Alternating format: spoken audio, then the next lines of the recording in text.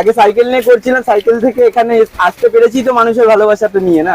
ভাই কি তুলে দিচ্ছ এটা? এটা বাসন্তী বলে আলুর দম আছে দাদা, একদম পিওর নিরামিষ। আচ্ছা, কত দাম কত রাখছো? ওটা 60 টাকা দাম আছে দাদা। 60 টাকা? হ্যাঁ ভাই কিন্তু সেই আগের মতনই একদম বলো ভাই। হাসি খুশি। হ্যাঁ একদম একদম অল টাইম হাসি খুশি থাকতে হবে সব সময়। এই যে গরমের মধ্যে গরম লাগছে না ভাই? না না না একটা জায়গার মধ্যে স্টেশনে একদম তাপসে রোদে, হ্যাঁ না লাগছে দাদা, না। আর তার জন্য কিন্তু ভাইয়ের কাছে রয়েছে এখানে দই কুলফি 10 টাকা।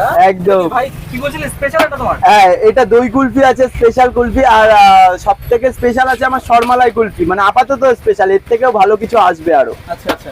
তো হাবড়া স্টেশন চক তো এতদিন দিদিরা কাঁপাচ্ছিল, এবার কি আরেকজন ভাই চলে আসলো? না দাদা, ওরকম কোনো টেন্ডেন্সি নেই যে কাঁপাতে হবে বা কিছু। মানুষ ভালোবাসুক, মানুষের পাশে থাকতে পারবো, সেটাই হলো সব থেকে বড় জিনিস আমার। তো কতদিন হলো দোকানটা খোলা? আমি দোকানটা খুলেছি সপ্তাহখানিক হলো। তো ভালোবাসা পাচ্ছ কি? একদম একদম মানুষের ভালোবাসা পাচ্ছি বলেই তো জায়গাটা দাঁড়াতে পেরেছি। আর কি চাই? বর্তমানে আমার কাছে ফ্রাইড রাইস আছে,